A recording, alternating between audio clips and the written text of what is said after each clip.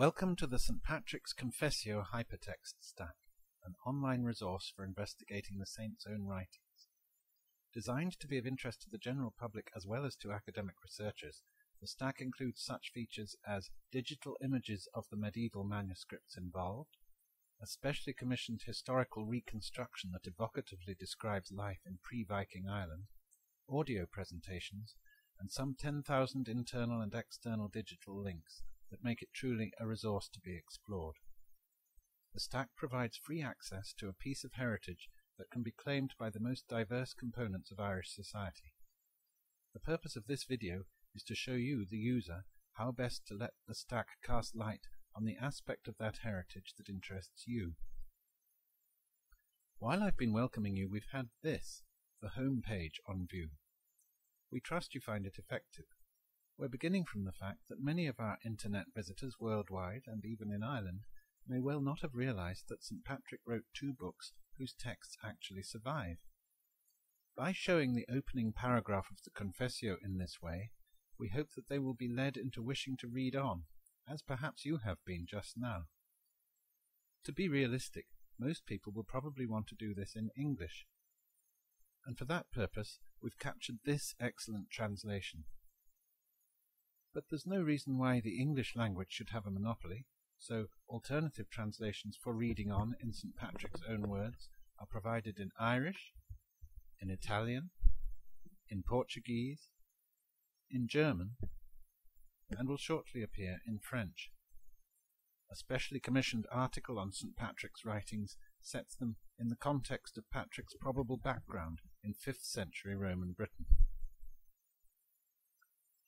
One of the conditions for digital projects like this, funded, as we are happy to acknowledge, under the Irish Government's Programme for Research in Third-Level Institutions, was that they should contain a strong element of outreach to the interested, non-specialist community. So far we have talked about how the stack makes easily available St. Patrick's writings in accessible, modern language translations, and we think that, magnetic personality as he is, that outreach is certainly inherent in Patrick's works and will come through strongly. But another condition is that such projects should be educational. In our general English language introduction about the HyperStack, we say how we think the stack fulfills the mandate. As you read the saint's own writings, you may be puzzled to find no references to shamrocks as an emblem of the Trinity, no mention of banishing snakes from Ireland, no contests with druids or spectacular miracles, no reference to anywhere called Armagh, not even a mention of Slemish as the place where Patrick herded animals in slavery. In short, a frequently asked question might be, why does what I am now reading seem different from what I think I know about Patrick? Well, such ingredients are indeed an important part of the popularly held image of the man, but the point is that these elements, and many others, only came to be attributed to the figure of Patrick in later times, beginning in the Middle Ages. This development is itself an interesting phenomenon, which can often be tracked in some detail, so the stack also explains how and why it was that the 2 brief but engaging texts by the historical evangelist were subsequently extrapolated so as to project the better-known figure of hagiography and folklore. For example, in a layer of the stack called Special Features, we trace how and why the 7th century authors Murchu and Tirachan were responsible for building up a figure of the saint that has actually eclipsed people's view of the real man ever since. In another layer, we explore in more detail Tirachan's method of doing this, while in actually the most substantial of its commissioned contributions, titled Seeking Patrick, the stack offers a highly descriptive reconstruction of the circumstances in which Murchu, ecclesiastic though he was, may have produced the magical, druid-infested account that he did. This is illustrated with a map, while the stack also offers an audio version of the book, freely available to download from the same section. There one will also find, in their original Latin and in English translation, the 7th century works we've just been talking about, first written 200 years after St. Patrick's own time. On none of the screenfuls we've displayed so far will you yet have seen any visual images of St. Patrick. That's deliberate, to portray him in any particular garb and in any particular surroundings, is to beg any number of historical and ecclesiological questions about him. But again, this difficulty is itself a point of interest, so the stack offers an illustrated account of St. Patrick in art under the title The Staff, the Snake, and the Shamrock. That's where those elements come in. Apart from that last item, so far we have been rather text-heavy and image-light. That all changes, though, when we consider where our evidence for anything to do with St. Patrick ultimately comes from: medieval manuscripts.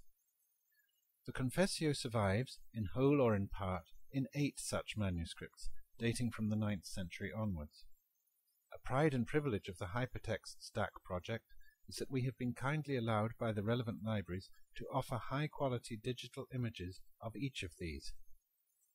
We're particularly grateful for the permission we received to capture for the first time the patrician parts of the oldest witness of all, the famous Book of Armagh. Here are the initial passages of the Confessio from it. As you see, one can zoom in and swim around in it, and see there the opening words Ego Patricius. This is the hand of the scribe Ferðovnach, and the Book of Armagh is actually one of the easier of the manuscripts to read. All the same, though, a little help with the handwriting may be welcome, so we've also captured images of several historic printed editions of the text, including a wonderful diplomatic transcription of the Book of Armagh, published in only 400 copies in 1913 in a form that, as you see, tries to mimic in print the varying sizes of the letters in the original. You may notice that we have used the first 2 words of this for the stack logo. These images are all of attractive artifacts, I think you'll agree. The stack is the only place you will see them all together, and indeed the only place that many of them are available at all. But so far we've left out the role they really play. This is where the stack fulfills a third, academically more important requirement of the funding, namely to constitute a significant contribution to frontline scholarly research. How does it do that? Largely by being built around something not mentioned so far, namely Ludwig Bieler's canonical edition of the original Latin of the works of St. Patrick. Bieler's edition constitutes the central pillar of the stack, the lift shaft, if you like, connecting the different layers, and many relevant external sites, by means of some 10,000 hypertext links. Here is the first of the 62 chapters, and here, on the left, are the apparatuses or scholarly underpinnings of the edition that Bieler produced. Each of these can be opened up and closed down.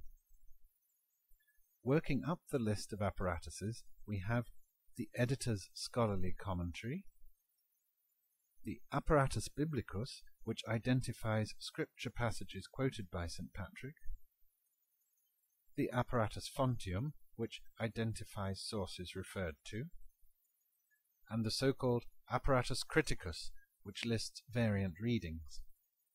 The point with the Apparatus Criticus is that, as usual with medieval texts, not all the manuscripts of the Confessio show exactly the same spellings, wordings, or even passages.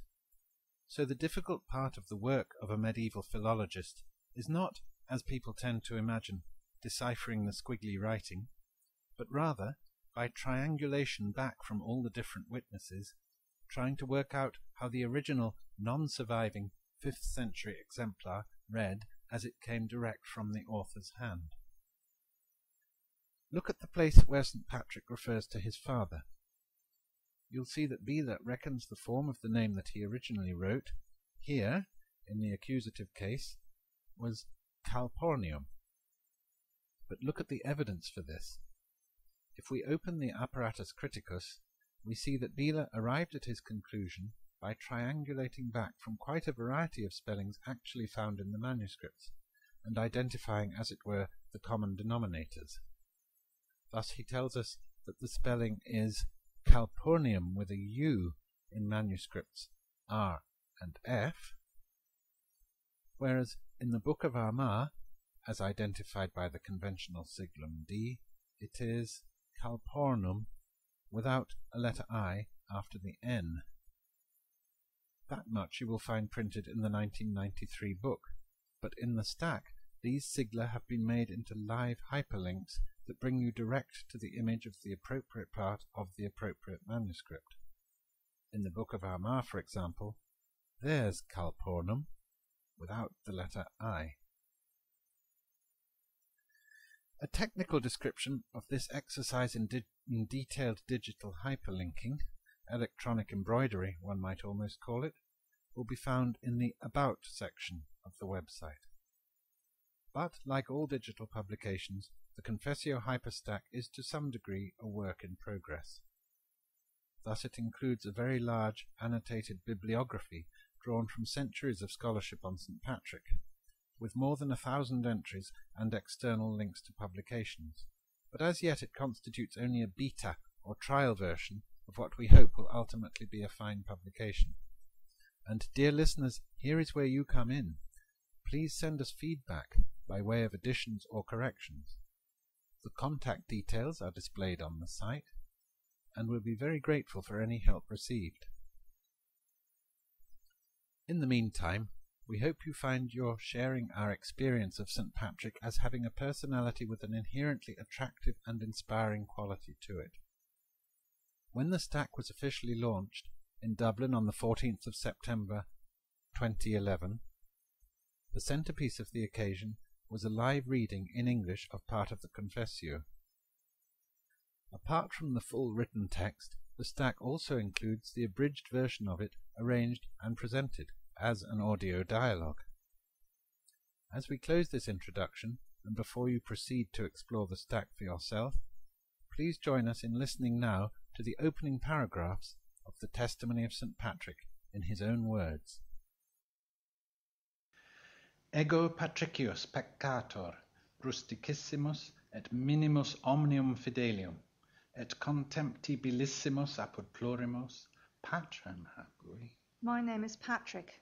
I am a sinner, a simple country person, and the least of all believers. I am looked down upon by many.